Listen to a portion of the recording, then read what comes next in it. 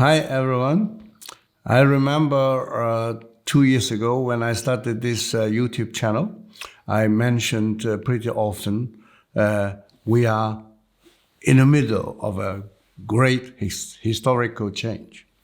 And the past 2 years confirm that it is true. Yeah. So we are still in the middle of a big historical change.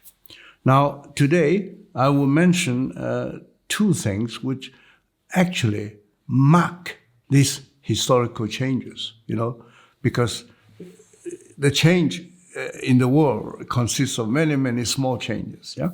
So one historical change is Sweden and Finland joined NATO after so many years, after I think maybe 70 years. Yeah. So this is a historical event. And the second thing is China is closing the country. Not only difficult to go there, even more difficult to leave the country, right? And this has not been the case for 40 years.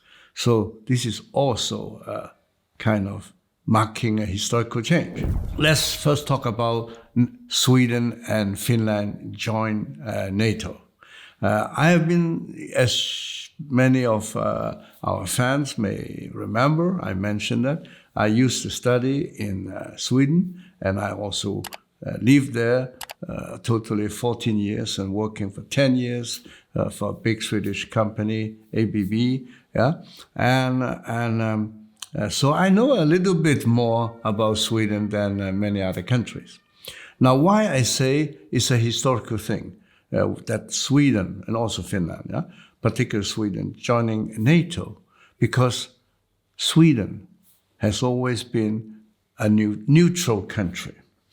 And they have had a kind of national policy for a long time, already before the Second World War, that always stay neutral and never join any alliance. So, and they have been doing this for 100 years almost, and suddenly they join NATO, so it's no longer neutral, it's no longer non-alliance. So that's a historical change, big change. Now, this is only a kind of, so to say, theoretical things, But what is the real impact to the world? Well, the impact is probably bigger than many people think. For those, at least, who don't know so much about Finland and Sweden, particularly Sweden, again, I say. Why? Because Sweden, joining NATO, meaning NATO will become much stronger than just a little country, Sweden, adding it to a new member. Because, Sweden has only 10 million people, today.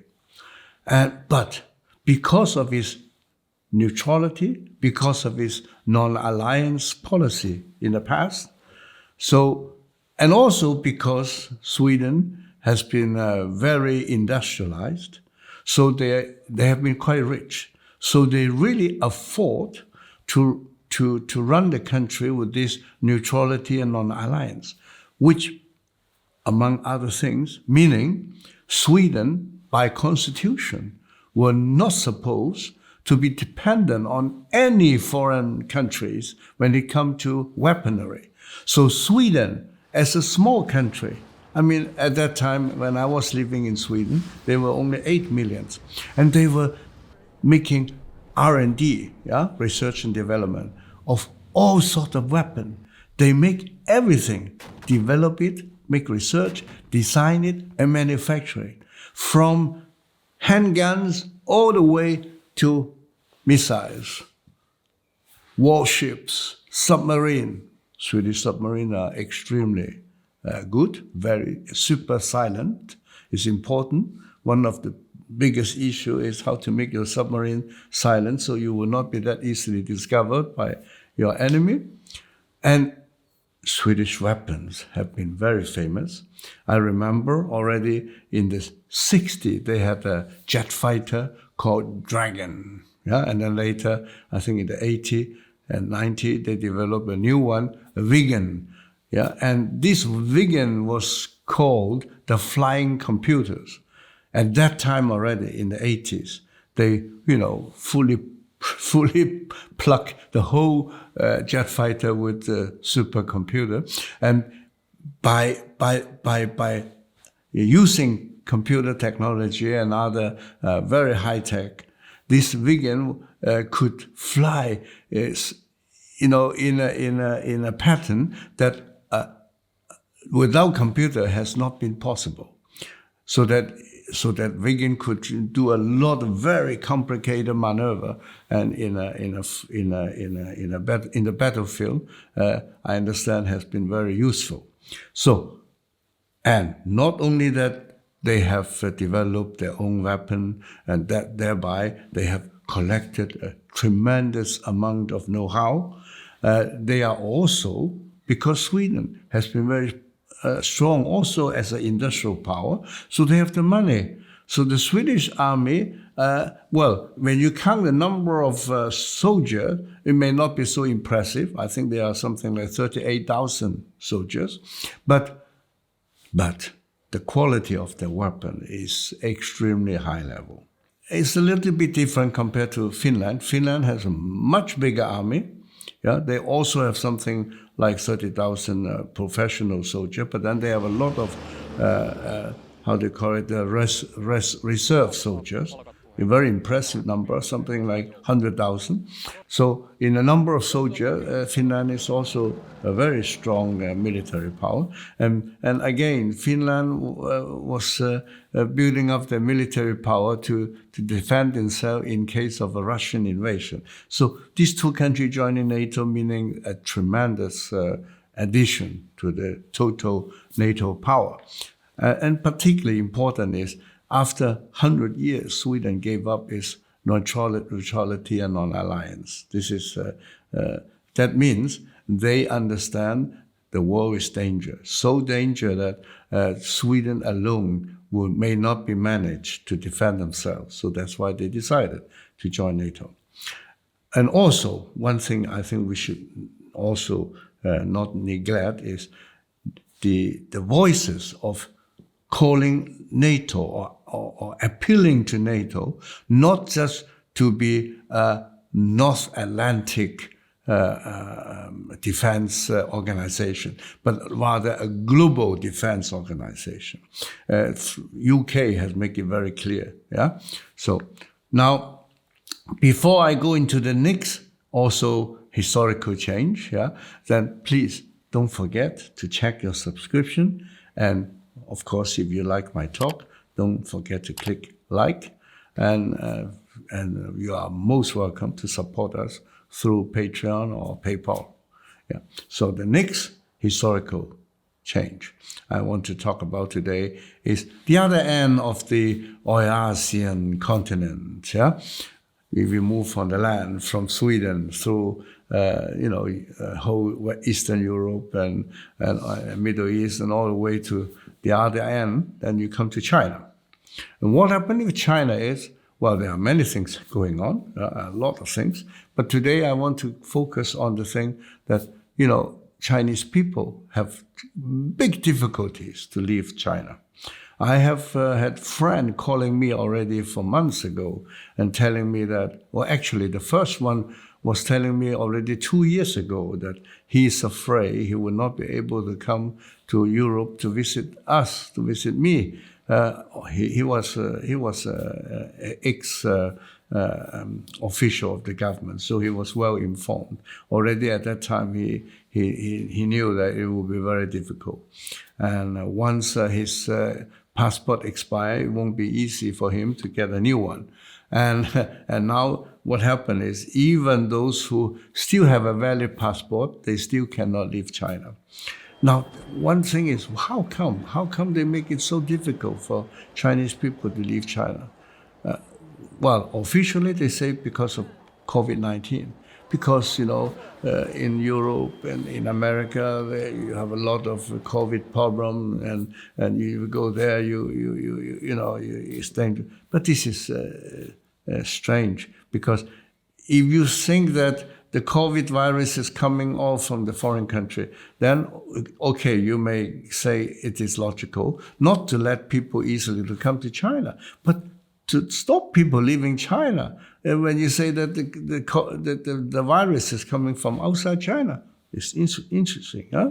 So it's not the real reason. Personally, I believe the real reason are the following.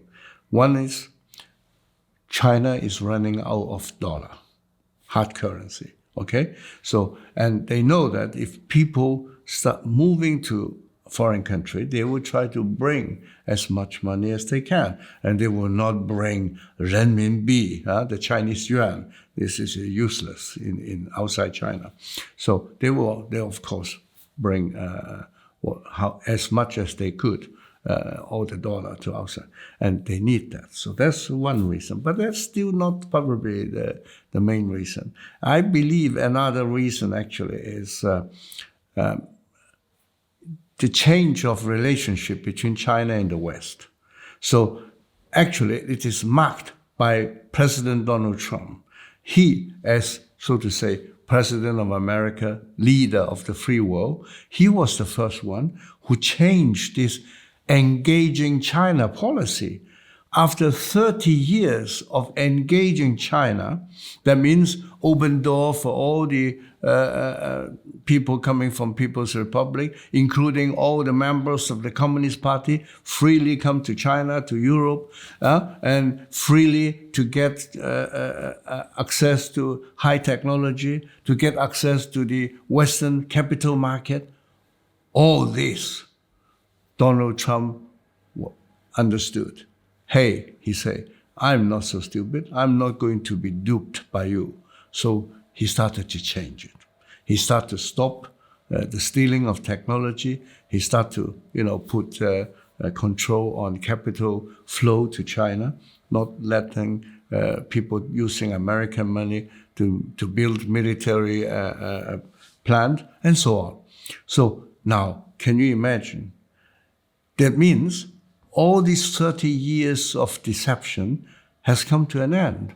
Now, if you let Chinese still traveling freely in the world, then you can be sure these Chinese will not be as loyal as before to you. Because before, with the engaging China policy, Chinese people living in America and Europe, they even read and hear a lot of media reporting, which is actually advantageous to the Communist Party of China. But today, no, it will be less and less. So all these Chinese people living in foreign country, they will turn their back to the party. That is not what they want to see. And that's why they cheat all the Chinese students by telling them that you are living in a dangerous area for corona, you better come home. And many of them did fly back to China. And this is the real reason. So why they are doing so? Because they are also preparing for a new phase in the world history. And that is, we can call it Cold War or Cold War, sometimes a hot war also, where one side with China, People's Republic of China or Chinese Communist Party as the leading power, and then the free world with America as the leading power. So this is a kind of development. Inevitably, we are moving there. So get you prepared. And what does that mean? I will talk about it in the future episode. Thank you for today. Bye-bye.